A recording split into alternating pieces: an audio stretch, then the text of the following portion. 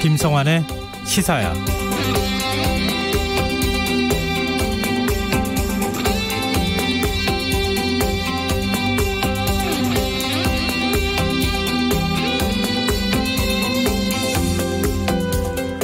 코로나19 발병 지역이 늘어나면서 하루에도 몇 번씩 긴급 재난 문자를 받게 되는데요. 시시각각 쏟아지는 소식에 내 주변은 괜찮은지 불안감을 갖는 분들 많으실 겁니다. 이런 가운데 최근 상황을 꼭 불안하게만 볼 필요는 없다는 내용의 외신 보도가 나와서 눈길을 끌고 있습니다. 미국의 시사주간지 타임은 한국에서 코로나19 확진자 수가 빠르게 늘어나는 것은 한국 사회의 개방성과 투명성 때문이라고 분석했는데요. 한국의 높은 진단 능력과 언론의 자유, 민주적으로 책임을 물을 수 있는 시스템이 감염병 확산 실태를 숨김없이 전달하고 있다는 겁니다. 비슷한 시각은 또 있습니다. 스콧 고틀립 전 미국 식품의약국 국장을 비롯한 미국과 유럽의 보건 분야 전문가들은 우리나라의 코로나19 검사 속도에 감탄을 표했다고 하죠. 오늘 오후 진행된 코로나19 관련 정례 브리핑에서 한 기자가 정은경 중앙방역대책본부장을 향해서 컨트롤 타워 수장으로서 몸 상태는 괜찮은지, 내부 구성원들의 체력은 어떤지 묻고 싶다는 질문을 했는데요. 업무의 부담이 크긴 하지만 잘 견디고 있다, 이런 그의 답에 고맙고 안타까운 마음이 들었던 것은 저뿐만이 아니었을 겁니다. 우리 국민들은 국가적 어려움이 있을 때마다 힘을 모아서 상상 이상의 저력을 발휘해 왔는데요. 코로나19를 극복하려면 우리 스스로가 가진 힘부터 믿어야 하는 게 아닐까요? 시사평론가 김성환입니다. 코로나19 국내 누적 확진자 수는 977명을 기록했습니다. 문재인 대통령은 대구를 방문해 특별대책회의를 주재하고 특단의 지원 방안을 강구하겠다고 밝혔는데요. 잠시 후 뉴스에서 자세한 소식 살펴보겠습니다. 더 깊이 있게 들여다보는 인터뷰 시간에는 민복기 대구시 의사회 코로나19 대책본부장과 전화 연결해서 대구 지역 상황과 향후 대책을 고민해 보겠습니다. 김성환의 시사에는 청취자 여러분의 많은 관심과 참여를 기다립니다. 오늘 방송 내용과 관련해 의견이 있으신 분들은 문자 보내주십시오. 당첨된 분들께는 모바일 상품권 보내드릴 텐데요. 참여하실 번호는 샵 9730이고요. 짧은 문자는 50원, 긴 문자는 100원의 이용료가 부과됩니다. 콩 게시판을 통해서도 무료로 참여하실 수 있고요. KBS 일라디오 유튜브 채널을 통해서도 실시간으로 시청 참여하실 수 있습니다. KBS 일라디오 김성환의 시사야. 그럼 지금 시작하겠습니다.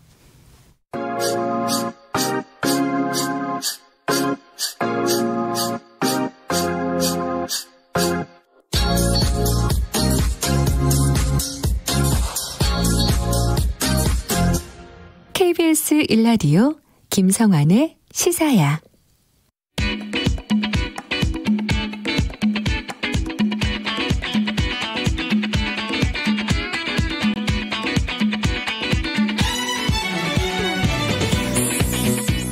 오늘 놓쳤던 뉴스 꼼꼼히 정리해드리는 뉴스야 시간입니다.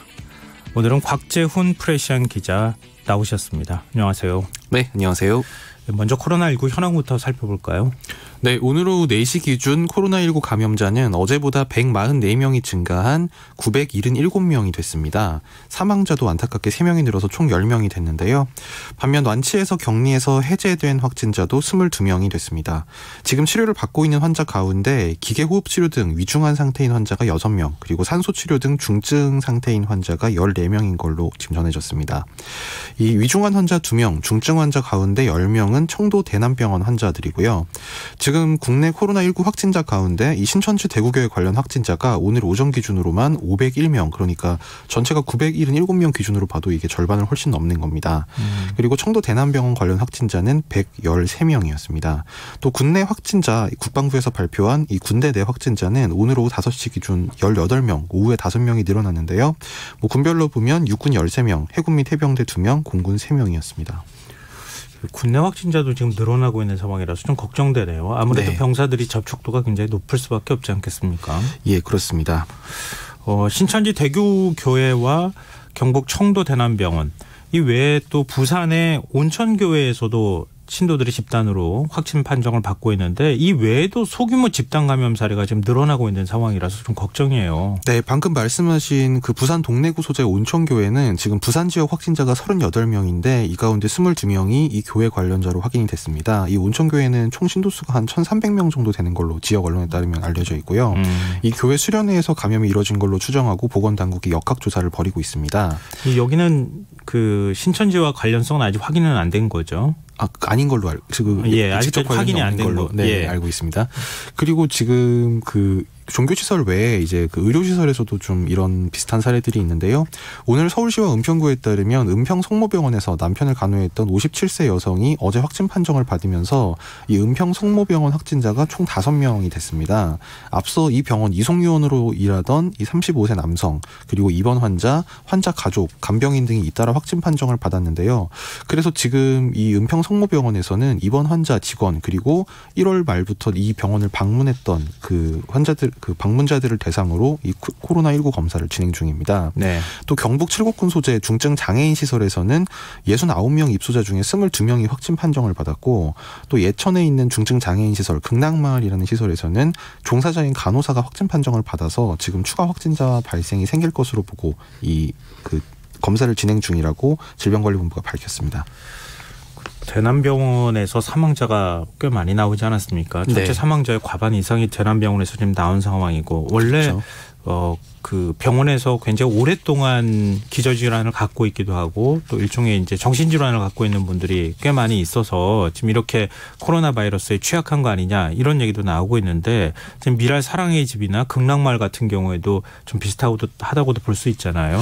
예, 그 일단 10명 가운데 7명이 지금 대남병원과 관련된 걸로 알려지고 있는데요. 네. 이 질병관리본부 쪽에서는 이게 아무래도 장기 입원 환자가 많은 정신병 등 특성이 좀 반영됐을 것 같다. 그러니까 뭐 정신병이 특별히 취약하다는 게 아니라 아무래도 입원 생활을 오래 하다 보니까 면역력이 좀 떨어졌을 거고 또 폐쇄 공간에서 밀접하게 생활해서 감염에 비교적 쉽게 노출됐을 것이다. 이런 분석이 나오고 있습니다. 그러니까 중증 장애인 시설도 지금 이제 미랄 사랑의 집하고 극락마을에서 발생했다고 하는 것도 그것 그렇죠. 때문에 네. 좀 걱정이 더 많이 돼서 제가 좀 여쭤봤는데요. 근데 이런 가운데 서울 강동구에 위치한 뭐 국내에서 가장 큰 교회라고 할 수 있는 명성교회의 부목사 그리고 대한항공 객실 승무원이 코로나19 확진을 지금 받아서 이것도 좀 걱정스럽게 만드는 부분이에요. 네, 지금 온천교회도 한 1,300명 정도 아까 제가 지역 언론에 따르면 그렇다고 말씀드렸는데 네. 이 명성교회라는 교회는 총 신도수 8만 정도 굉장히 큰 교회입니다. 네. 근데 이 교회 부목사가 이 확진 판정을 받았고 이 부목사 집에서 같이 살고 있는 지인의 자녀 한 명도 같이 양성 판정을 받아서 지금 상당히 긴장감을 자아내고 있는데요. 네. 그 명성교회에 따르면 이 목사가 지난 14일 이 경북 청도의 대남병원 장례식장에서 이 열린 교인 가족의 장례식에 신도 5명과 함께 참여를 했고 당일에 상경을 했습니다. 근데 이제 이후에 이 청도 등에서 코로나19 광범위한 이런 발생 사태가 일어나니까 걱정이 돼서 21일에 보건소를 찾았다고 해요. 그래서 확진 전까지 심한 증세는 없었는데 결국 이거 확진 판정을 받았고 같이 검사받은 뭐 목사 가족 신도 등 7명은 음성 판정을 받았지만 이 부목사 본인과 이 같은 집에서 동거하는 이 지인의 그 자녀 이렇게 2명은 확진 판정이 나왔습니다. 근데 문제는 확진 판정을 받은 목사가 지난 16일 예배에 참석을 한 건데 물론 그 예배당 교역자석에서 네. 참여를 했는데 그 같은 공간이라고 할 수 있는 이 비교적 가까운 공간에는 한 40-50명 정도 이 교회 사역자들이 있었고 네.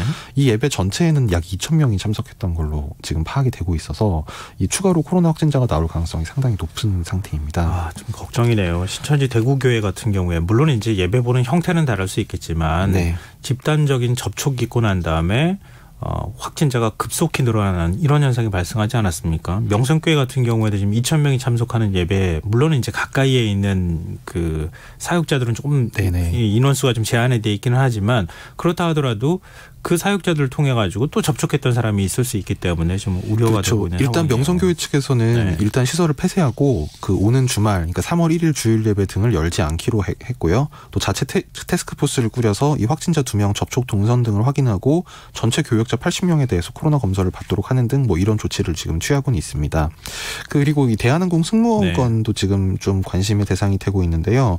이 이달 20일 밤, 그러니까 LA를 출발해서 그 지난 22일 오전에 인천공항에 도착한 뒤에 이 코로나19 의심 증상으로 자가격리를 하다가 확진 판정을 받았습니다. 대한항공 승무원이요. 네. 그러니까 다시 말해서 이 LA 노선 탑승을 한 거고, 그러니까 이미 약간 그 감염이 된 걸로 추정되는 상태에서 LA 노선 탑승을 한 거고, 또 인천 테라비브 노선에도 탑승한 걸로 지금 확인이 되고 있습니다.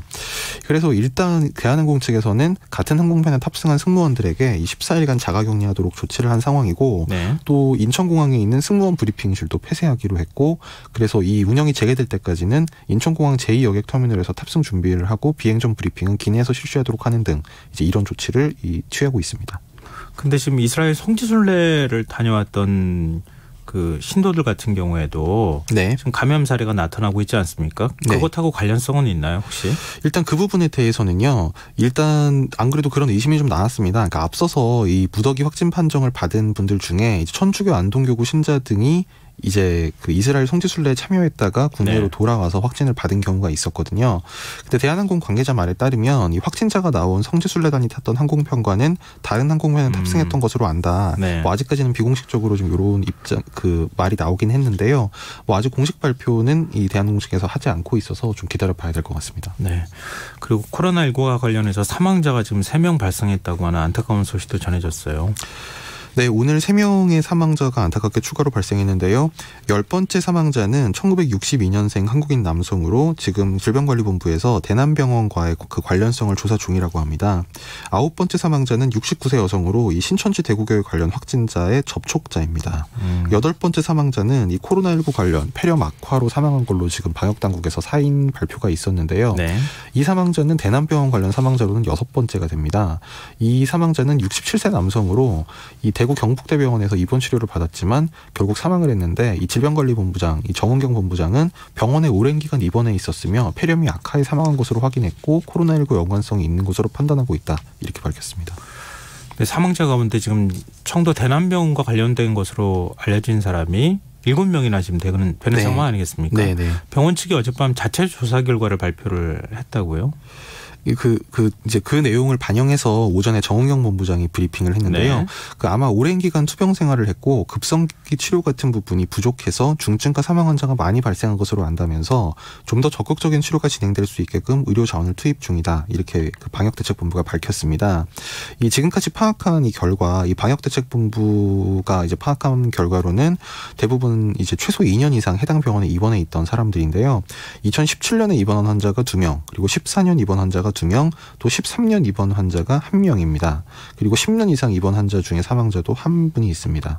이제 이분들은 정신질환뿐만 아니라 고혈압, 당뇨 등의 기저질환도 앓고 있었던 것으로 파악이 됐습니다. 근데 청도 대남병원에서 이렇게 집단 발병 사례가 나오면서 신천지 총회장인 이만희 씨의 형 장례식과 관련성이 또 나오기도 했었고, 네. 그리고 이 대남병원 응급실에서 그 이만희 씨의 형이 진료를 받다가 숨졌다, 이런 얘기가 나오면서 뭔가 신천지하고 연관성이 계속 언급이 됐었는데 이 부분은 어떻게 확인이 되고 있습니까? 일단 그 이만희 총회장의 친형이 사망 직전까지 닷새 동안 입원 치료를 받은 걸로 확인이 되긴 했는데요. 네. 그러니까 1월 31일부터 이달 2일까지가 이 회장 친형의 장례식 이제 이 대남병원 장례식장에서 열렸는데, 그에 앞서서 27일부터 31일까지 응급실에 입원해서 치료를 받다가 사망했다는 게 오늘 언론에 보도가 됐습니다. 네. 다만 이 회장 친형이라는 이 사람의 이제 사인이 폐렴인 걸로 알려졌는데, 지금까지 알려지기로는 이게 그 세균성 폐렴이라서 이제 그 코로나19는 이게 바이러스성 폐렴이라서 다르죠. 그거랑은 다른 질환인 걸로 알려지고 있습니다. 이 회장 친형뿐만 아니라 이제 이 병원 정신병동 입원 환자들이 그 지금 집단 감염 사례가 나온 게 이 폐쇄병동이지 않습니까? 네. 이 외부와의 접촉이 비교적 제한된 걸로 지금까지 생각이 됐는데, 외박과 면회 등을 통해서 20차례 이상 외부와 접촉한 사실도 어제 오늘 사이에 이게 밝혀졌습니다. 그러니까 1월 22일부터 이번 달 13일 사이에 뭐 외박, 외진, 면회 등을 모두 합치면 25차례 정도 외부와 접촉한 것으로 파악이 됐다고 병원 측이 밝혔습니다. 아, 그러면은 환자들이 외박이나 외진, 면회 이런 것들을 하면서, 그렇죠, 통해서 이제 네. 그런 병원체를 네. 몸에 지니고 온 상태에서 다시 병원에 들어와서 그 안에서 집단 감염 사례로 진행이 된 게 아닌가, 그런 가능성이 상당히 높아진 겁니다. 네. 그리고 신천지 교회 측이 명단을 공개했음에도 불구하고 지금 서울시하고 경기도를 중심으로 강력한 조치가 지금 시행되고 있죠. 네, 그 이만희 총회장이 오늘 홈페이지를 통해서 이 전 성도 명단을 제공하고 전수조사를 진행하기로 했다 이렇게 밝혔는데요. 다만 이제 그럼에도 불구하고 이 서울시와 경기도 등 그 광역 단체들에서 좀 상당히 강도가 높은 조치들이 나오고 있습니다. 이 박원순 서울시장은 밀접 접촉 공간인 신천지 교회 예배나 집회에 특단 조치를 할 필요가 있다라고 밝히면서 오늘부로 서울 소재 신천지 교회를 폐쇄한다고 밝혔습니다. 또 인천시도 오늘 역시 신천지 교회와 시설 폐쇄를 권고했고요. 경기도에서는 아예 지금 이재명 지사가 경기 과천시에 위치한 이 신천지 예수교회 부속기관에 직접 가가지고 이 현장 공무원들에게 강제 진입까지 지시를 하고 지금은 전쟁 상황이다. 명단 확보 때까지 철수하지 말라 이런 지시까지 내린 걸로 지금 알려졌습니다. 신천지 예수교회 본부가 지금 과천에 있는 상황이잖아요. 그래서 그 본부를 강제 역학조사에 들어가서 신도 명단을 받아왔다. 뭐 이런 얘기도 지금 나오고 있던데. 예, 그래서 이재명 지사가 신천지 측이 제공하는 자료에만 의존해서는 확실한 방역을 할 수 없다. 그래서 예를 들면 오늘 확진된 성남시 거주자의 경우 신천지 대구 집회에 참석했지만 신천지가 밝힌 20명 신도 명단에 빠져 있었다. 이제 이런 점을 강조를 하면서 이 강제 진입 조사의 이 정당성을 강조를 하고 있습니다. 근데 좀 걱정스러운 거는 서울의 확진자 수도 계속 급증이라고 하는 표현을 좀 써도 될지는 모르겠지만 증가하는 추세고 증가하는 이 그래프가 좀 가팔라진다고 해야 되나요? 그래서 좀 걱정인데 박원순 서울시장이 앞으로 원하는 사람은 누구나 검사를 받도록 하겠다 이런 입장을 밝혔어요. 네, 지난 21일에 이제 박원순 시장이 뭐 이런 비슷한 얘기를 한번 한 바가 있는데요. 네. 그러니까 이제 개념 정의를 질병관리본부에 맞출 게 아니라 서울형 개념 정의를 새로 하라. 누구든 이상하다고 느끼고 오는 사람은 다 검사하는 걸로 바꿨다. 이렇게 얘기를 한 적이 있습니다. 네. 이어서 오늘도 이 서울 시내 그 25개 자치구 보건소장들과 영상 회의를 하면서 중증장애인, 노인 등 건강 취약계층의 지역 감염 사례를 조기 발견하는 것이 중요하다 하면서 사례 정의가 지금까지 우한, 후베이성 방문자, 중국인, 의심 증상자로 확대가 됐는데 서울시는 증상이 있건 없건 몸이 이상해서 선별진료소로 찾아오는 사람으로 보겠다. 다시 말하면 사례 정의를 무한 확대하겠다. 이렇게 밝혔습니다. 네. 그러니까 다시 말해서 공공의료기관인 보건소가 의심 환자를 전담해서 의심 환자의 일반 민간병원 접근과 그에 따른 병원 내 감염을 최소화하는 천병 역할을 해야 한다. 이렇게 강조를 했고요. 또 보건소 이 선별진료소 방문이 어려운 취약계층을 위해서 이동 검체 채취 서비스를 시행하기로 했다. 이렇게 밝히기도 했습니다. 이게 좀 코로나 바이러스가 확산하는 부분 이것에 대한 완벽한 어떤 대응 체제를 만든다고 하는 점을 강조하기 위해서 한 발언이 아닐까 이런 생각도 좀 들거든요. 네. 근데 초기 증상이 나타났다고 해서 무조건 선별진료소를 찾으라. 이거는 사례 정의하고 지금 맞지 않은 거잖아요. 그러니까 예방 대처 요령이라고 하는 부분하고는 이제 방금 말씀하신 것처럼 이제 서울 시내에서 좀 이게 늘어나면서 네. 엄정한 대응을 위해서 아마 이렇게 강조를 한 걸로 보이고요. 물론 이제 뭐 그 검사 키트라든지 뭐 그런 좀 현실적인 부분이 있기 때문에 그렇죠. 그냥 몸이 좀 안 좋다고 해서 일단 선별진료소로 가는 거는 사실 전문가들은 좀 지양하는 것이 권고하고 있습니다. 예, 어제도 저희가 뉴스 시간에 말씀드렸던 것처럼 한 사흘 정도는 어느 정도 증상이 나타나고 있는지 확인하시고 격리 조치를 자가 격리 조치를 하시고 난 다음에 상황이 좀 안 좋다 이렇게 생각하면 선별진료소에 그러니까 그 1339에 연락하고 난 다음에 선별진료소를 찾으라. 이게 이제 정부의 방침이라고 하는 걸 다시 한번 말씀드립니다. 예, 그리고 선별진료소를 방문할 때는 대중교통이 아니라 개별 차량을 이용하기를 강력하게 권고하고 있습니다. 네, 고맙습니다. 얘기 또 해주셔서. 그리고 지금 아까 이제 소규모 집단 감염 사례가 나타나고 있다고 말씀하셨잖아요. 네. 신천지뿐만 아니라 지금 뭐 명성교회까지도 지금 부목사가 확진 판정을 받기도 하고 그랬는데 네. 이렇게 종교 시설에서 이 코로나가 확산하는 이런 문제 이건 어떻게 봐야 될까요? 사실 그런 사례가 지금 한국에만 있는 게 아니고요. 네. 이를테면 싱가포르 같은 경우도 지금 총 90명 정도가 감염자가 나왔는데 이 중에 30명이 그러니까 전체 감염자의 3분의 1 정도가 교회에서 감염된 사례입니다. 아무래도 이제 이런 전염병 같은 사태가 발생할 경우에 뭐 종교시설 그리고 의료시설이 아무래도 좀 한국이나 외국이나 좀 많이 이렇게 발생을 하는 것 같은데요. 네. 뭐 의료시설은 당연히 건강이 좀 취약한 상태에 있는 분들이 이제 찾고 실제로 몸이 이상하니까 병원체를 보유한 사람이 가니까 너무 좀 이렇게 상식적으로 아주 쉽게 이해가 될 수 있겠는데 종교시설 같은 경우는 아무래도 저희가 일상생활에서 접할 수 있는 그 기관이나 방문하는 곳들 중에 아무래도 가장 많은 사람이 그것도 꽤 장시간 동안 같은 자리에 모여있다는 특성도 있을 거고요.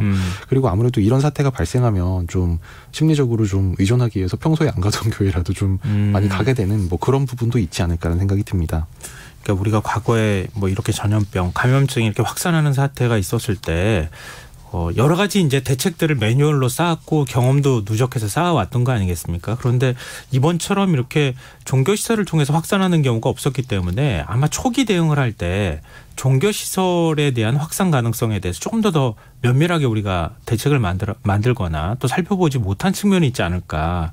이게 또 뭐 이번에는 우리가 또 경험을 한번 쌓는 것이기는 한데요. 다음번에는 만약에 이런 비슷한 일들이 벌어졌을 때 이런 예배를 하거나 이런 부분에 있어서 자제 요청을 하거나 이런 조치는 필요하지 않을까 하는 생각도 드네요. 그렇죠. 메르스가 사실 남긴 교훈은 이제 1차, 2차, 3차 의료기관을 통한 감염 이제 이 부분에 대해서는 상당히 지금 정부나 질병관리본부가 이런 가능성이 과거에 있었으니까 그걸 미리 인식하고 상당히 했는데 메르스 때는 없었던 이를테면 폐쇄병동이라던가 뭐 종교시설 이런 부분은 지금 이번에 새로 이제 진행이 되면서 좀 감염자가 이렇게 많이 발생하는 안타까운 사태가 나오고 있습니다. 네. 뭐 이걸 경험이라고 하면 하지 않아야 될 경험이긴 한데 이 부분에 대한 정부의 방역 당국의 어떤 뭐 지속적인 관심이라든가 또 앞으로도 이런 일이 다시는 발생하지 않도록 하기 위해서라도 일종의 매뉴얼하는 작업이 좀 필요하지 않을까 싶습니다. 그리고 어제 저희 방송 중에 정광훈 목사가 선거법 위반 혐의로 구속됐다는 소식 속보로 저희가 전해드렸는데요. 전 목사의 구속에도 불구하고 이번 주말 보스턴트 집회가 열릴 거라고 하는 얘기가 있어요. 이거 어떻게 되는 겁니까? 네, 일단 정광훈 목사 구속 사유는 뭐 지금은 대부분 아시겠지만 선거권이 없어 선거운동을 할 수 없는 사람이 대규모 청중을 상대로 계속적 사전 선거운동을 했다. 그러니까 그 공직선거법 부분 때문에 이제 그런 거고요. 앞서서 이제 어제까지는 토요일 광화문 집회도 강행을 하겠다는 전 광화문 목사가 그런 입장이었습니다. 근데 오늘 이제 유튜브 계정을 통해서 이제 옥중 서신을 공개를 했는데 여기 따르면 토요일 광화문 집회는 우한폐렴, 그러니까 코로나 감염증을 말하는 겁니다. 우한폐렴으로 인해 전문가들과 상의 중이므로 차후에 3.1절 대화와 더불어 말씀드리겠다. 그러니까 좀 이렇게 한 발 물러설 것 같은 제스처를 보이긴 했습니다. 다만 주일 연합 예배는 강행하도록 하겠다 이런 입장을 밝혔는데요. 그러니까 지금까지 정광훈 목사 등이 기존의 이 범투본이라고 하죠. 이 단체에서 주말에 토요일에는 이제 일반 정치적인 집회를 열고 일요일에는 야외 집회를 연합 야외 예배를 열었는데 토요일 행사는 이제 코로나 우려 때문에 좀 취소를 고려할 수도 있다는 입장을 사실상 밝힌 건데 일요일 연합 예배는 뭐 강행을 하겠다. 왜냐하면 야외에선 전염된 사실이 없기 때문이다. 이런 주장을 앞세워서 지금 하겠다는 입장을 오늘 밝힌 겁니다. 그래서 좀 상당히 우려가 되긴 하는 상황이네요. 자율적으로 좀 이런 부분에 있어서는 조심하거나 하지 않았으면 좋겠다. 지금 이제 명성교회 같은 경우에도 당분간 예배를 보지 않겠다. 이렇게 모여서 예배 보는 형태는 지양하겠다. 이렇게 지금 밝혔는데 다른 교회들도 제가 얘기를 들어보니까 당분간은 교회에서 예배를 보는 것은 하지 않도록 하겠습니다. 이런 공지가 또 나갔다는 얘기도 하더라고요. 네, 맞습니다. 뭐 대부분의 종교시설이 그렇게 협조를 뭐 하고 있고요. 정광훈 목사 아직 왜 그런 부분에 대한 사회적인 어떤 공감대하고는 거리가 먼 행동을 하는지 좀 이해가 잘 안 됩니다. 그리고 지금 코로나19 국내에서 확산세가 계속되면서 한국인과 우리나라를 방문한 외국인의 입국을 제한하는 국가들이 지금 늘어나고 있는 상황이라고요? 네, 오늘 오후 2시 기준으로 지금 한국에 대해서 입국 금지 조치를 하고 있는 것은 7개국, 뭐 홍콩, 바레인, 요르단, 이스라엘 등 이제 이렇게 됐고요. 뭐 모리셔스도 있습니다. 그리고 입국 제한, 즉 검역 강화, 격리 등 이제 이런 조치를 하고 있는 나라가 17개국입니다. 여기 뭐 영국, 대만 등인데요. 그래서 총 이제 살펴보면 뭐 입국 제한 또는 금지를 한 나라를 확대해 보면 24개 나라가 됩니다. 지금 그래서 외교부에서는 여기에 대해서 좀 이게 너무 지나친 조치가 아니냐, 과도한 조치는 삼가해달라 이런 당부를 했는데요. 김건 외교부 차관보가 오늘 오후 외교부 청사에서 이 주한 외교단을 대상으로 정부의 코로나19 방역 노력에 대해서 설명을 하고 한국 정부가 강력하게 대응하고 있으니 입국 제한 등의 과도한 조치는 하지 말아달라고 당부를 했습니다. 이 자리에는 이 21개국 대사를 포함해서 103개국 외교단이 참석했고요. 미국에서는 총영사가 그리고 중국과 일본에서는 차석 대사가 참석을 했습니다. 참 걱정되네요. 우리 국민들이 외국으로 나가기 점점 어려워지는 상황이 아닌가 싶습니다. 그리고 오늘 코로나19 대응을 위한 긴급 당정청 협의회가 열렸죠. 어떤 내용들이 오고 갔습니까? 네, 먼저 추경과 관련해서는요. 최대한 빠른 시일 내에 국회에서 이 코로나 대응을 위한 추경을 편성하되 제대로 열리지 않을 경우에는 긴급 재정명령까지도 열어놓고 검토를 하기로 했습니다. 그리고 마스크 수급 안정을 위해서는 하루 생산량의 50%를 공적 의무 공급으로 하기로 당정청에서 방침을 정했는데요. 공적 의무 공급이 공급이라는 거는 기존의 상업, 그러니까 그 자유 계약에 의해서 유통하는 게 아니라 농협, 우체국, 지자체 등을 활용해서 국민들에게 안정적으로 마스크를 공급하겠다는 의미이고요. 이 중에 일부는 무상 공급을 할 예정입니다. 그래서 특히 감염병 특별관리지역으로 지정된 대구와 청도 지역, 또 저소득 취약계층 의료진이 무상 공급 확대 대상이고요. 그 마스크 수출 물량은 하루 생산량의 10%로 제한을 하기로 했습니다. 네, 대구 시민들이 막 줄을 굉장히 길게 서고 마스크를 구입하는 그런 모습을 봤는데 좀 그런 모습이 나오지 않도록 좀 조치를 잘 취했으면 좋겠습니다. 그리고 지금 언론에 그 당정청 회의를 전달하는 과정에서 봉쇄 조치라는 단어를 사용해서 이게 또 혼선을 빚기도 했어요. 네, 그 민주당 홍익표 수석 대변인이 당정청 협의 이후에 브리핑을 하면서 대구 경북은 감염병 특별관리지역으로 지정해서 통상의 차단 조치를 넘는 최대한의 봉쇄 조치를 시행해 확산을 조속히 차단하기로 했다. 이렇게 밝혔고, 그래서 기자들이 최대한의 봉쇄 조치라는 거는 뭘 의미하는 건가요? 라고 물어보니까 이동 등 부분에 대해 일정 정도 행정력을 활용하는 것을 검토 중이다. 그러니까 말하자면 이 도시로의 이동을 좀 제한하는 조치를 할 것 같은 그렇게 이제 읽힐 수 있는 답변을 해서 이게 좀 논란이 됐는데요. 그 나중에 다시 이제 해명을 한 것이 이 봉쇄 개념이 지역 봉쇄의 의미는 아니고 지역을 봉쇄해서 대구 경북을 고립한다는 게 아니다. 그러니까 사실 어제 질병관리본부가 아니라 그 사고수습본부에서도 브리핑을 하면서 그 감염병 대응 방안에는 두 가지가 있는데 봉쇄 조치와 완화 조치가 있습니다. 그러니까 봉쇄 조치는 그 기존 감염자의 동선을 파악하고 이 사람들을 격리시켜서 이제 더 이상 감염이 확산되지 않도록 막는 것을 봉쇄라고 하고, 완화라고 하는 거는 이런 봉쇄 조치의 단계가 지나갔다고 보면 이미 이런 것은 의미가 없다고 보는 단계에서는 최대한 피해를 줄이는 방향으로 가는 이제 심각 단계에서 취할 수 있는 그런 조치를 완화 조치라고 하는데, 좀 설명하는 방식에서 이제 예를 들면 이동 부분에 대해서 행정력을 활용하겠다 이런 것은 나중에 이제 좀 전에 이제 홍익표 대변인이 다른 그 언론 인터뷰에서 그 이동이라는 것은 감염자의 동선 관리를 의미하는 거였다 이렇게 해명을 하긴 했습니다만 처음 전달 단계에서부터 좀 더 이제 그런 오해가 없도록 좀 명쾌하게 전달을 했어야 하지 않나라는 생각이 듭니다. 이것 때문에 야권에서는 비판 성명이 나오기도 하고 그랬는데 지금 대구시를 차단하겠다는 얘기 아니냐 뭐 이런 얘기도 있어서 문재인 대통령이 직접 이 부분에 대한 해명도 하고 그랬었잖아요. 그러니까요. 이게 오늘 문 대통령이 대구를 방문했는데 이 대구를 방문해서도 그렇고 오늘 오전 고위당정청 회의에서도 이 지역적인 봉쇄를 말하는 게 아니다. 전파와 확산을 최대한 차단한다는 것임을 분명히 밝힌다. 오해 소지가 있었던 것 같아서 다시 한번 설명드린다. 이게 이례적으로 여당 대변인 발언을 대통령이 해명하는 뭐 이런 해프닝까지 빚어졌습니다.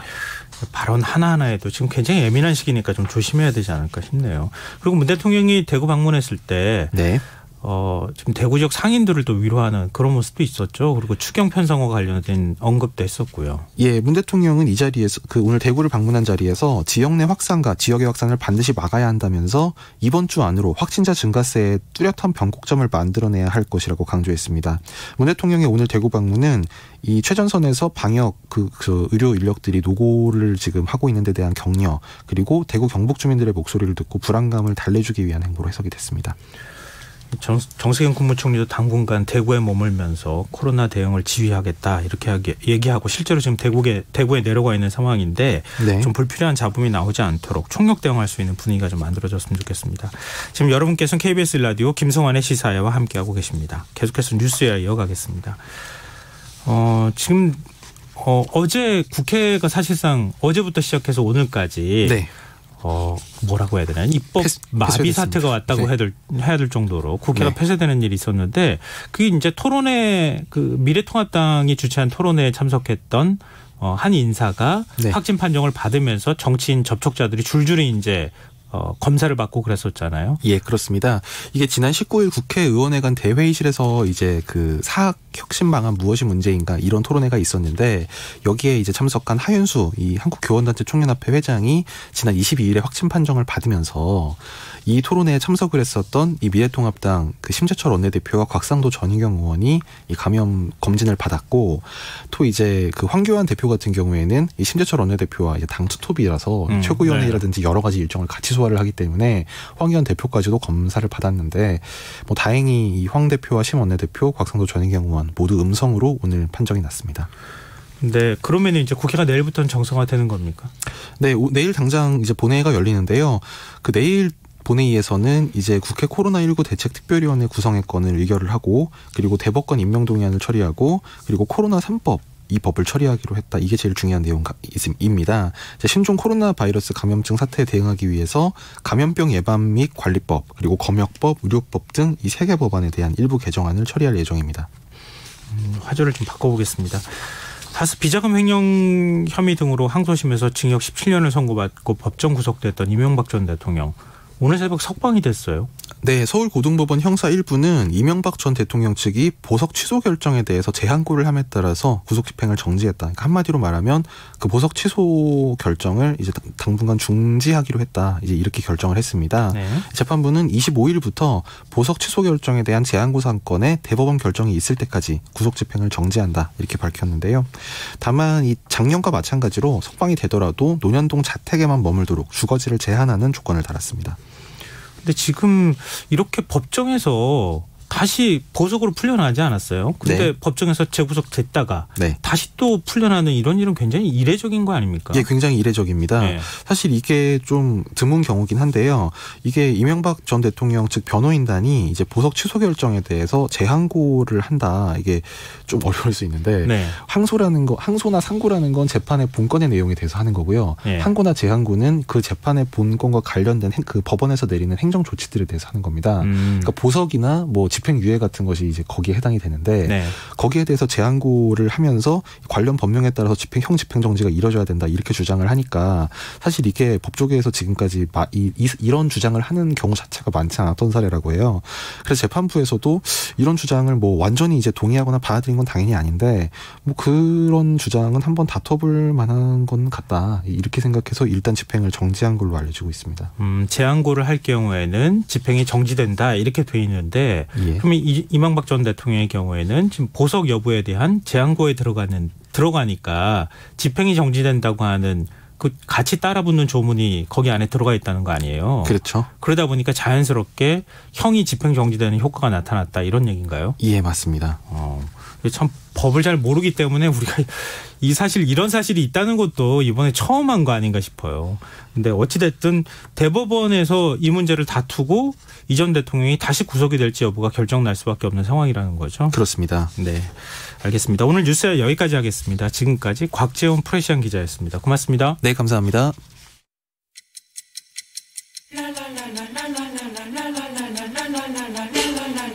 바쁜 당신을 위해 준비된 밤 시사야. 시사평론가 김성환과 함께합니다. 대구 경북 지역에서 확진자와 사망자가 계속 늘어나고 있습니다. 현재까지 대구 543명, 경북 248명으로 국내 확진자의 81%가 대구 경북 지역에 집중된 상황인데요. 오늘 이슈와 인물을 더 깊이 들여다보는 인터뷰 시간에서는 민복기 대구시 의사회 코로나19 대책본부장과 연결해서 현재 대구 상황에 대해서 좀 알아보도록 하겠습니다. 민 본부장님 안녕하십니까? 예, 안녕하십니까? 네. 안타깝게도 오늘 대구 지역에서 상당히 많은 확진자가 발생했는데요. 오늘 몇 명이 지금 추가로 발생한 겁니까?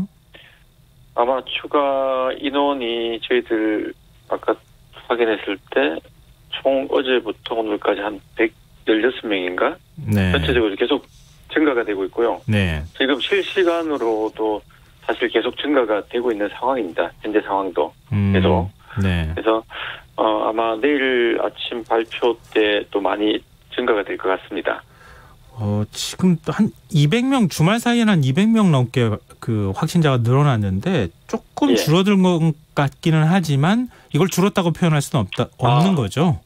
그거를 이제 줄어든 것처럼 보이는데 예. 실제 줄어든 건 아니고요. 저희들이 지금 검사를 계속 많이 하고 있거든요. 예. 네, 검체 검사를 많이 하다 보니까 검사를 하루에 그진 2,000개까지도 지금 해나가는데 그 결과가 나오는데 시간이 좀 걸리는 것 때문에 아마 시점에 따라서 이제 좀 적게 발표가 될 수가 있을 것 같아요. 그래서 현재는 정확하게 증가되는 추세라고 보시는 게 맞습니다. 근데 지금 언론의 보도에 따르면은 그 확진 판정을 받고도 입원을 못하는 사람들도 있다 이렇게 얘기하고 있고 또 검사하는데 예. 시간이 꽤 오래 걸린다는 얘기도 있거든요. 어디까지가 맞는 얘기입니까? 지금 현재 이제 확진을 받고 입원을 못하는 게 맞습니다. 왜냐 그러면 저희들이 병실을 확보를 하고 있지만 그 결과가 나와서 확진이 되고 난 다음에 비는 병실로 이렇게 들어갈 수 있도록 이렇게 이동하는 데 시간이 또 걸리고 그다음 병실 확보가 그 사이에 또 되지가 않고요. 그다음에 네. 이런 여러 가지 이제 지금 시스템이 열심히는 하지만 병상 확보에 좀 어려움이 있습니다, 지금. 지금 그 의료진들도 지금 자원봉사를 해서 대구 경북으로 속속 가고 있는 상황이다. 뭐 이런 얘기도 좀 들리기도 하던데 예. 일단은 병상이 어느 정도 부족한지는 파악이 되고 있는 겁니까? 지금 저희가 이제 오늘 오전에 발표했을 때 전체 확진자 저희들 500명이었거든요. 네. 그 당시에 이제 358명이 입원이 되어 있었습니다. 네. 그리고 나머지 142명이 이제 입원을 대기하면서 계속 이송하는 중에 지금 다시 증가되고 있는 상황이고요. 네. 그러니까 이만한 인원을 저희가 50명, 100명을 또 이렇게 입원시키는 상황에 또다시 검사에서 그 인원이 나오고 하기 때문에 아무리 병상을 확보하고 입원을 시킨다 그래도 또다시 확진자가 나오고 있는 상황이라고 보시면 됩니다.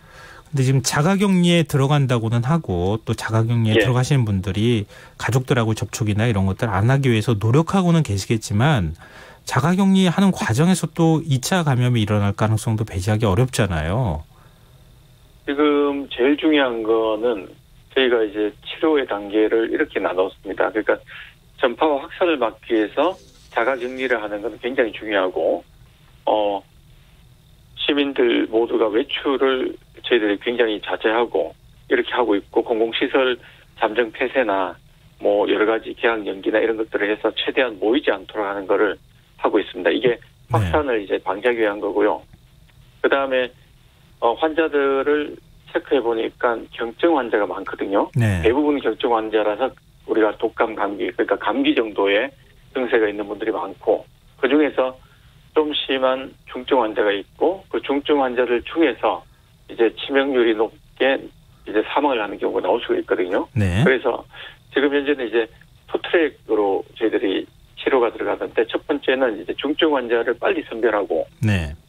이런 중증 환자들이 사망하지 않도록 상급 종합병원으로 빨리 전원해서 치료를 잘하는 거. 이 부분이 지금 현재의 상황에서는 가장 중요할 것 같고요. 네.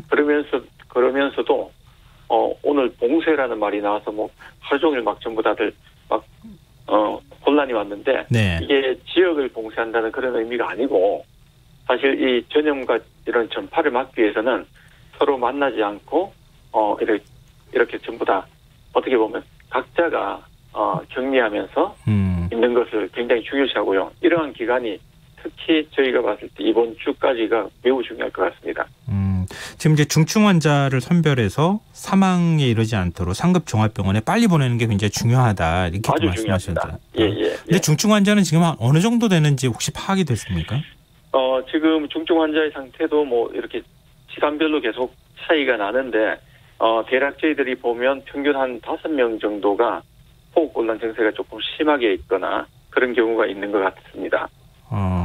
근데 지금 경증 환자하고 중증 환자를 구분한다는 게 환자 스스로가 판단하기 좀 어렵잖아요. 그래서 저희들이 병원에 입원해 있는 경우는 정확하게 이제 체크를 계속 하고 있는 상황이니까 걱정이 좀 안 되는 편이지만 네. 자가격리가 되어 있는 경우에 지금은 공무원들이나 전화로 계속 모니터링하고 서로 연락하면서 체크는 하고 있지만 간혹 갑자기 악화되는 경우들이 있을 수 있어요. 네. 그래서 그 부분이 사실 가장 걱정이 됩니다. 근데 입원을 못한 경증 환자가 자가격리하는 과정에서 혹시 이 판단을 잘못할 가능성 또 좀 더 위험한 상황으로 갈 가능성은 없을까요? 그럴 수가 없을 수가 없겠죠. 그러니까 있을 수 있기 때문에 네. 저희가 그 부분에 대해서 굉장히 걱정이 돼서 어떻게 하든 이제 자주 연락을 하고 그다음에 서로 소통을 하고 가급적이면 조금이라도 좀 안 좋을 수 있는 분들은 먼저 이제 입원을 시키는 쪽으로 이렇게 정책을 하고 있습니다. 지금 정부에서는 안심병원을 만들겠다 이렇게 발표하지 않았습니까? 그 안심병원이라는 게 구체적으로 어떤 병원입니까? 안심병원은 이제 호흡기 질환이 있는 경우에 그 호흡기 질환들이 있는 분들을 선별적으로 이제 진료를 볼 수 있도록 하고, 일반 진료를 보시는 분들은 다른 쪽 출구를, 입구와 출구를 통해서 서로 만나지 않도록 최대한 어떻게 보면 격리하면서 진료를 볼 수 있도록 해서 조금 더 안전하게 일반 진료를 많이 볼 수 있도록 하는 게 중요할 것 같고요. 네. 이런 시스템을 해야 되는 이유가 사실 코로나 바이러스 때문에 감염되는 이제 경증 환자들 때문에 모든 분들이 걱정을 하고 응급실이 지금 대구 같은 경우에 계속 폐쇄가 되고 있거든요. 네. 한 확진자가 나오면 그런 경우에는 진짜 급한 심혈관계 질환이나 교통사고 환자들이 응급실 이용을 못함으로 해서 더 위험한 경우가 자꾸 발생할 수가 있습니다. 대구에 지금 그러면은 그 큰 대형 병원 같은 경우에는 이런 안심병원 체제로 바꾼 겁니까 이미? 예, 지금 저희들 바꿔서 나가고 있고요. 네. 그래서 그 대부분 이제 시민들이 병원에 오시는데 너무 걱정하지 않고 오실 수 있도록 지금 계속 홍보하면서 안심병원 체제를 또 계속 만들어 나가려고 노력하고 있습니다. 그리고 지금 병상 말고도 의료 인력도 많이 부족하다라고 얘기가 나오고 있는데 실제로 대구 상황은 어떻습니까?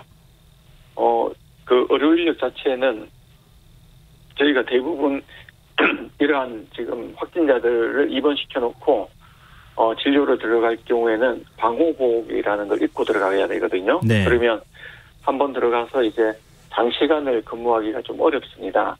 원래 같으면 한 조가 들어가서 한 4시간 정도 근무하고 나와야 되는데 네. 지금은 교대 인력이 부족한 상태에서 자원봉사를 하는 의사, 간호사 선생님들 포함해서 지금 한 8시간을 근무하고 교대하는 시스템을 가고 있기 때문에 이렇게 버틸 수 있는 게 오래 가지는 못할 것 같아요. 그래서 교대 근무를 할 수 있는 분들을 계속 좀 투입을 해야 되기 때문에 많은 지금 자원봉사와 그다음에 군 의료 인력들 전체적으로 지금 저희들이 많이 지금 요청해서 받으려고 하고 있습니다. 지금 보건복지부 차원에서 의료 인력의 자원을 지금 받고 있는 상황이고 한 지금까지 오늘 오전 발표한 거 보니까 50명 정도가 신청했다 이런 얘기도 지금 들리던데요. 예. 대구 지역에 있는 의사들도 지금 감염병 전문병원이라고 할 수 있는 대구 의료원하고 그다음에 계명대 동산병원 쪽으로 속속 직결하고 있다는 얘기도 있거든요. 근데 어느 정도로 지금 상황이 진행되고 있는 겁니까? 지금 현재 그 계명대 대구 동산병원이 지금 계명대 대구 동산병원 그 인력으로 이제 주말까지를 잘 버텨주셔가지고 네. 그다음에 그 상급 종합병원에서 파견간 이제 의료진들이 또 지금 같이 진료를 해주시고 있고. 오늘 같은 경우는 대구시의사회 이성구 회장님부터 해서 그 대구시의사회 상임이사들이 이제 투입돼서 이제 두 병원에 지금 근무를 들어가고 있고요. 네. 그다음 아마 내일이고 매일 지금 아마 지원자들이 계속 좀 늘어날 것 같습니다.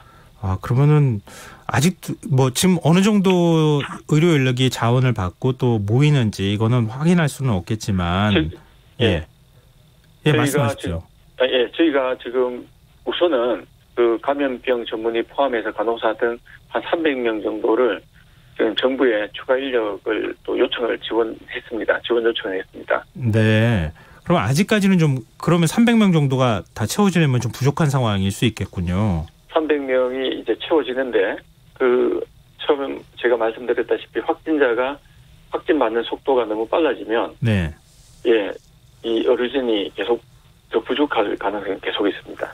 의료진 부족 말고도 혹시 의료 장비가 부족하다거나 보호 장비도 좀 부족하다 이런 얘기도 있던데 혹시 다른 부족한 부분이 없습니까? 저희들이 사실 주말까지 벌써 마스크도 다 떨어졌었고 오늘 아침 같은 경우 체온계도 떨어졌고 그다음에 우리가 진단검사 같은 거를 하기 위해서 RT-PCR 기계나 이런 것들도 전부 다 지원을 받아야 되는 상황이고요. 물품이 환자가 많다 보니까 물품이 생각보다 빨리 떨어지는 상황이라서 오늘 정부 차원에서는 이제 최대한 많이 지원을 또 해주시겠다고 말씀을 해주셨습니다. 지금 문 대통령이 대구를 방문했을 때 지금 코로나19 대응 대구 지역 특별 대책회의를 열지 않았습니까? 거기에 본부장님도 참석하셨다고 알고 있는데요. 지금 얘기 나온 이런 부분들을 다 건의를 하셨습니까? 지금 가장 중요한 저희들 중증 환자 관리에 대해서 말씀을 드렸고 그다음에 지역에서 전국으로 확산되지 않도록 최대한 저희들이 시민 외출 자제를 하면서 대구시 시민들과 경북도 도민들이 너무너무 잘 지켜주면서 잘하고 있다는 거 아시고 격려도 많이 해주셨고요. 예. 그다음 지금 물자가 너무 많이 부족한 거에 대해서 무조건 이제 해결을 해주시겠다는 말씀도 해주셨고, 네. 그다음에 지금 인력 파견부터 많은 부분들을 일단 지원을 또 해주시기로 하셨습니다. 네. 저희가 지금 한마디만 더 드리면 가장 중요한 시기가 이번 주고, 만약에 이번 주까지는 증가되는 추세가 되더라도 만약에 다음 주가 돼서 이게 좀 다시 꺾여서 내려가는 추세를 만들 수만 있다면 상당히 저희가 잘 대응하고 있다고 볼 수 있습니다. 지금 이제 이번 주가 고비라고 말씀하셨고 이 추세를 좀 꺾이게 만드는 게 중요하다고 하셨는데 신천지 대구교회 신도들 검사는 지금 어디까지 된 겁니까? 신천지 대구교회 신도들은 지금 저희가 지금 여기서 이제 파악되는 분들은 최대한 지금 투입해서 검사를 하고 있고, 그다음에 전체적인 신천지 신도의 조기 전수 검사도 필요하다는 것들을 건의를 드려서 전국적으로 좀 검사를 해야 되지 않을까라는 말씀을 드렸고요. 네. 지금 현재 저희들이 오늘까지는 교인 8,269명 중에서 통화가 이루어지지 않는 경우에서는 대구경찰청에서 소재 파악을 의뢰한 225명에 대해서 소재 파악은 우선하고 자가격리를 통보했습니다. 네. 그러나 한 3명 정도가 아직 3분이 연락이 안 돼서 지금 대구경찰청에서 계속 추적 연락을 하고 있는 중입니다. 네. 마지막으로요. 대구 시민분들을 비롯한 국민분들께 하시고 싶은 말씀이 있으시다면요. 예, 우리 대구 시민, 경북 도민 정말 열심히 너무너무 잘 참아주시고요. 지금 일주일 어떻게 참고 견디셨는데 일주일 정도 좀 더 힘들지만 견뎌주셔야 될 것 같습니다. 그다음에 전국의 많은 우리 국민들께 감사드리는 게 전국의 많은 온정을 저희들한테 베풀어 주시네요. 그래서 오늘도 피부과 의사회나 강남구 의사회 등 많은 이제 의사 단체, 그다음에 많은 기업에서 많은 물품을 지원해 주시고 또 성금을 보내주셨습니다. 하여튼 저희가 잘 이겨나갈 수 있도록 최대한 노력하겠습니다. 네, 조금만 더 고생해 주십시오. 네, 오늘 네. 말씀 여기까지 듣겠습니다. 고맙습니다. 예, 고맙습니다. 네, 지금까지 민복기 대구시 의사회 코로나19 대책본부장과 함께했습니다. 오늘도 수고한 당신들의 이야기가 여기 있습니다. 김성환의 시사야.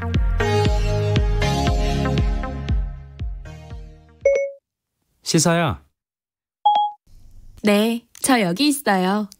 오늘 하루 AS 해줘. 네, 더 알고 싶은 이야기, 놓쳤던 뉴스 제가 알려드릴게요.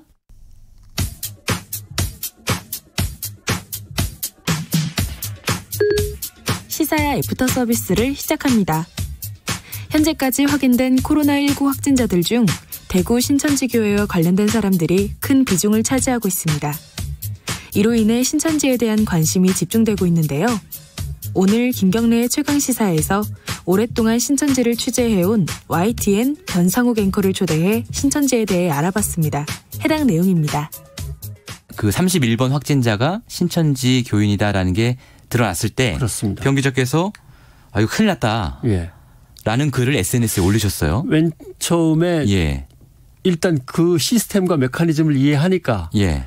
저 사람이 가만히 있을 사람은 아니다라는 게 이제 확인이 되고 예. 그다음에 대구에서 몇 명이 예배를 받냐 할 때 300명입니다라고 네. 하지만 네. 이게 출석 점수가 있기 때문에 네. 일요일 날 수요일 날 둘 중에 하나는 반드시 참석해야 되는 겁니다. 그런데 일요일 날 300명이 모였다는 뜻은 네. 수요일 날 모이는 300명은 일요일 날 참석을 못했기 때문에 모이는 300명이어서 600명으로 계산해야 되는 거죠. 그런데 떡하니 300명밖에 안 된다고 하는데 제가 알고 있는 대구의 숫자만 12,000에서 15,000 사이일 텐데 대구 지역 신도가. 예, 경북을 다 합치면 15,000원이 되는 거죠. 그런데 300명이 봤다고 하는 건 일단 이해가 안 가는 거죠. 너무 숫자가 적다라는 말씀이시죠. 그다음에 300명이면 한 층에 그냥 모이는 숫자인데 그것도 네. 좌식으로 앉지 않습니까? 예. 의자에 안 앉고 그래서 예. 앞뒤 옆 간격이 되게 좁습니다. 그러니까 비말로 얼마든지 전파가 가능한 조직이고 좁은 공간에서 밀집한 형태로 예배를 그런데 그걸 드리는군요. 한꺼번에 예배를 드려야 된단 말입니다. 온라인으로 해서 이제 대형 그래요? 비디오를 갖다가 그 기둥마다 다 설치해 놓고 한꺼번에 예를 들면 한 1,000명, 2,000명이 못 모이니까 한 층에 예. 그걸 여러 층으로 나눠서 동시에 한단 말이죠. 근데 일반 대형 교회는 사실 뭐 9시 예배도 있고 11시 그렇죠. 예배도 있고 이런 네. 식으로 하잖아요. 신천지는 일단 그걸 한 번에 모여야 됩니다. 또 그런 특징이 또 있군요. 근데 거기서 이제 계단과 엘리베이터에서 네. 순서를 한참 기다렸다가 비집고 탈 수밖에 없는 구조니까 한 번에 모여야 되니까. 예. 그렇게 해서 이제 층을 오고 가면서 예. 이제 비말 전파가 쉬웠을 가능성, 그다음에 출석을 반드시 예. 해야 되는. 예. 왜냐하면 출석을 하는 것은 아이디와 비번이 있는데 거기에 네. 교인 증명 카드가 신분증이 또 있고 네. 급할 때는 바코드까지 동원하는 조직이 있기 때문에 이게 다 체크가 됩니다. 언제 들어와서 몇 시에 나갔는지. 또 하나의 문제는 예. 아침에는 교육생이지만 저녁 때는 피교육생이고 또는 네. 아침에 피교육생이고 저녁 때 교육생에서 자기도 배우고 또 남한테 가르치는 업무가 쭉 예, 하루의 스케줄이 복잡하게 돼 있죠. 그러니까 이게 신천지의 이 교리 또 신도를 조직하고 이 교회를 운영하는 방식, 예.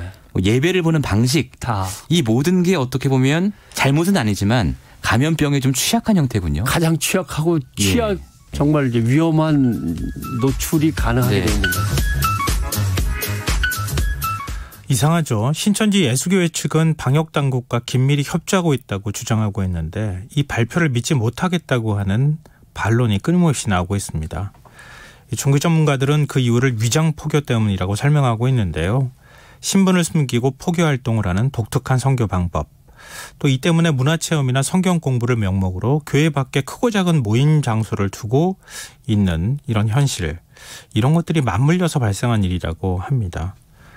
대구 경북에서 급속히 확산한 코로나19. 그 중심에는 신천지 교회 관련자가 있다는 것을 부인하기 어렵습니다. 방역당국이 강제로까지 동원해서 신도 명단을 확보하고 시설을 폐쇄하고 있습니다만 한계가 있을 수밖에 없습니다.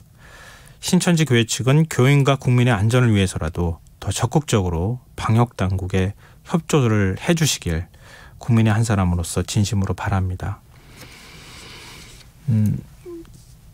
지금 코로나19와 관련해서 청취자분들의 문자 들어와 있습니다.